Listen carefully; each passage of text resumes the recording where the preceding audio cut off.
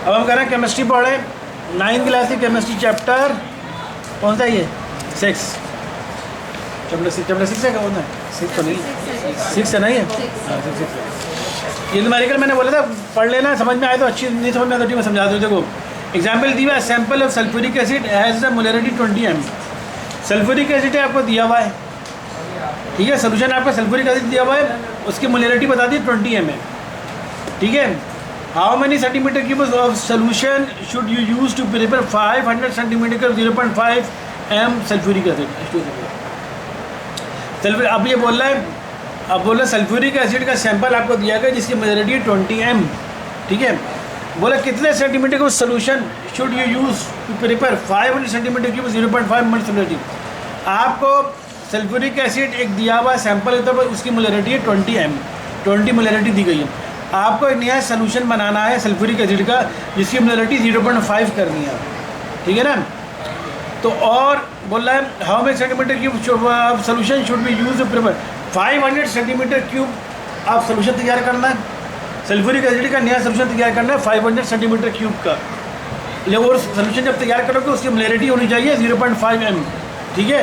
जो सोल्यूशन तैयार करोगे सल्फ्यूरिक एसिड का उसकी मोलरिटी इतनी होनी चाहिए। अब molarity of the given sulphuric acid 20 m दिया गया, molarity of the required sulphuric acid कितना है, हम जो सल्फ्यूरिक एसिड नया तैयार करना है उसकी मोलरिटी होनी चाहिए 0.5 m, ठीक है। वॉल्यूम कितनी रिक्वायर्ड है 500 सेंटीमीटर क्यूब, सल्फ्यूरिक एसिड का वॉल्यूम रिक्वायर्ड है sulphuric acid 500 centimetre cube. Volume of concentrated solution needs to be diluted, कितना कंसनट्रेटेड सोल्यूशन आपको उसका वॉल्यूम निकालना है जो कि आप डाइल्यूट करोगे। तो M1V1 = M2V2, ठीक है। M1V1 क्या होता है आपके पास, फार्मूला क्या हमारे पास, M1V1 क्या होता है हमारे पास, M1V1 M2V2 फार्मूला पढ़ा था ना हमने।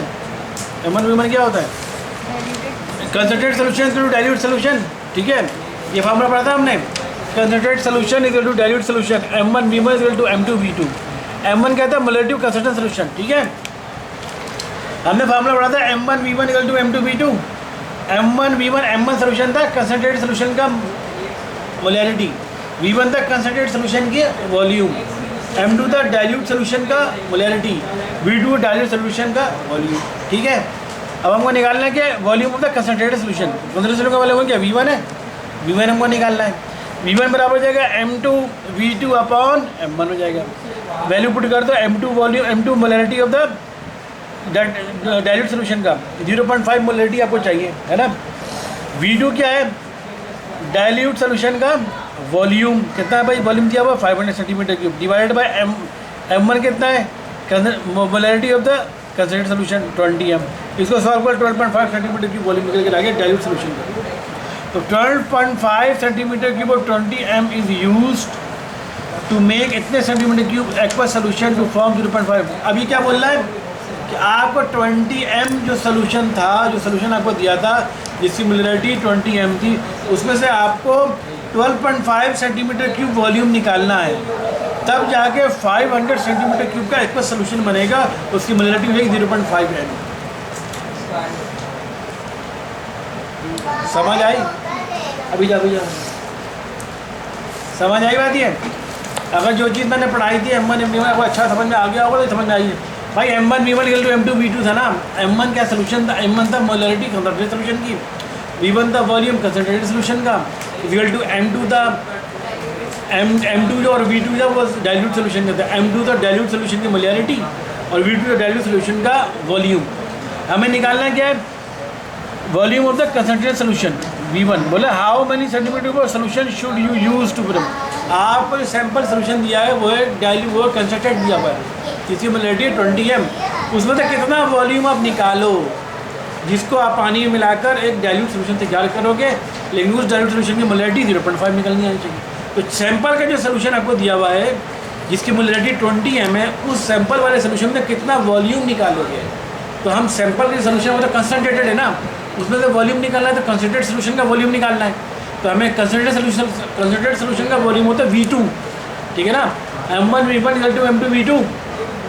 हमारे कंसनट्रेटेड सोल्यूशन का मोलरिटी, V1 है कंसनट्रेटेड सोल्यूशन का वॉल्यूम और M2 है डाइल्यूट सोल्यूशन की मोलरिटी, V2 है डाइल्यूट सोल्यूशन का volume.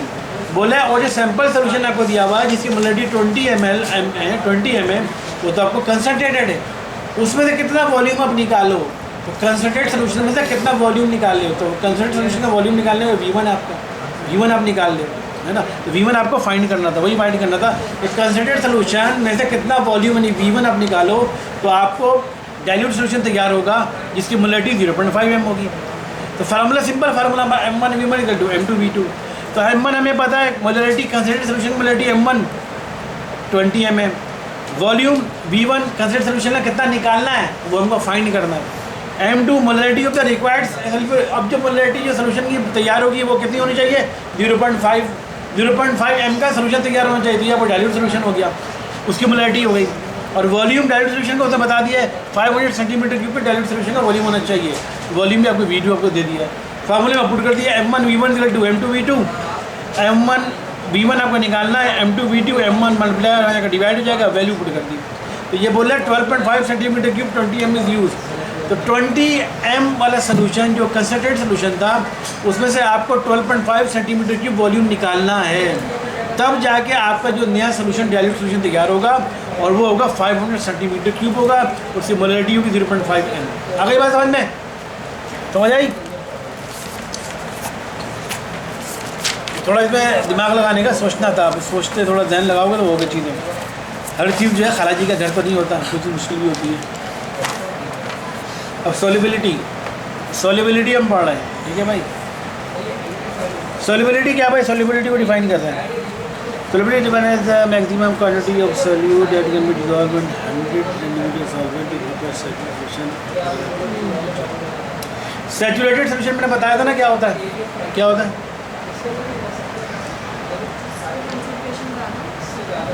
Saturated solution, unsaturated solution और सुपर सैचुरेटेड सोल्यूशन, तीन चीज़ बताए थे ना।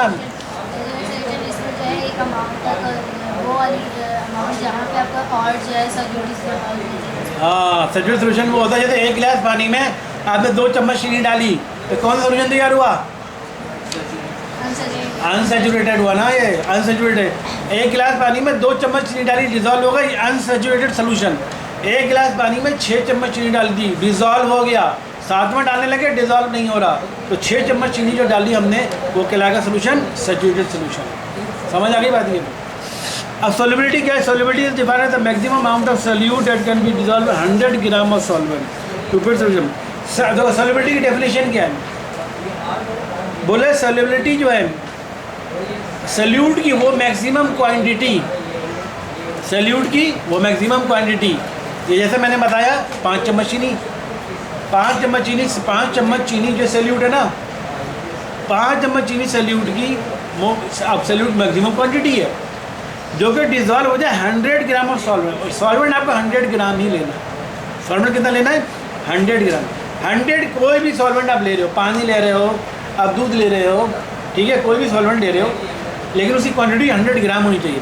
100 ग्राम आपने सॉल्वेंट लिया है, उसमें 100 ग्राम सॉल्वेंट में कितना आप सोल्यूट की मैक्सिमम क्वांटिटी डालोगे कि जो सोल्यूशन तैयार होगा वो सैचुरेटेड सोल्यूशन बन जाए, इसे कहते हैं सॉल्युबिलिटी। समझ आ गई बात? सॉल्वेंट दोबारा बता रहा हूँ, 100 आपने सॉल्वेंट लिया, आपने जो सॉल्वेंट में आपने सॉल्वेंट क्या होती है, जिसकी क्वांटिटी ज़्यादा होती है, आपने पानी लिया है सॉल्वेंट का, लेकिन पानी की क्वांटिटी फिक्स कर दी 100 ग्राम, ठीक है, 100 ग्राम आपने वाटर ले लिया, ठीक है, यानी वाटर का आपने वजन किया 100 ग्राम आ गया, आपने हाँ जी बस। अब 100 ग्राम पानी में आप कितना चीनी डालोगे कि एक सैचुरेटेड सोल्यूशन तैयार हो जाए, तो आप कहोगे उसकी सॉल्युबिलिटी आ गई, सॉल्युबिलिटी हो गई, उसकी तैयार हो गई। हाँ, यही तो बोलो फिक्स, सॉल्वेंट आपका 100 ग्राम ही होना चाहिए, उससे ज़्यादा नहीं होना चाहिए। किसी सॉल्युबिलिटी की डेफिनेशन, किसी सोल्यूशन को सैचुरेटेड बनाने के लिए बात नहीं हो रही, सॉल्युबिलिटी की डेफिनेशन की बात हो रही है भाई। सोल्यूशन को, किसी भी सॉल्वेंट को सैचुरेट बनाने के लिए तो अलग डिपेंड करता है ना, आपने सॉल्वेंट बताता ले लिया तो आपका सोल्यूट तो बताता डालना पड़ेगा, तब जाकर सैचुरेट होगा ना वो।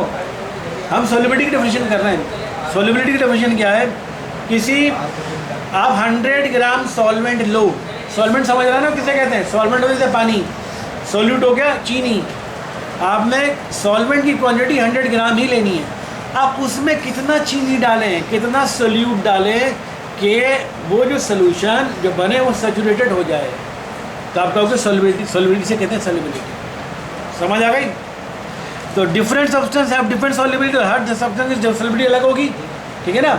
आप हो सकता है 1 गिलास पानी में 6 चम्मच चीनी डाल दो, वो सॉल्युबिलिटी आ जाएगी।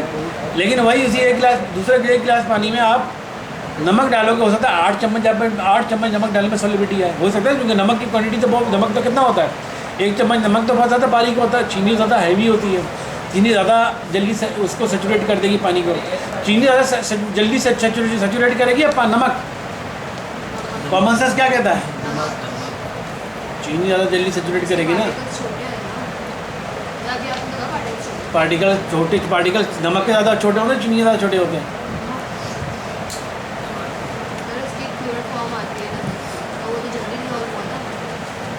डिज़ोल्व पर डिपेंड नहीं करता, उसके उस पर डिपेंड करता है कि चीनी एक क्वांटिटी। अच्छा ये बताओ, एक चम्मच चीनी लो, ठीक है, और 1 चम्मच नमक लो, ठीक है, चम्मच दोनों को वजन करो, वजन किसका ज़्यादा आएगा? तो फिर डिज़ोल्व कौन करेगा जल्दी? भाई 1 चम्मच नमक ले रहे हो, 1 चम्मच चीनी, वजन किसका ज़्यादा आएगा?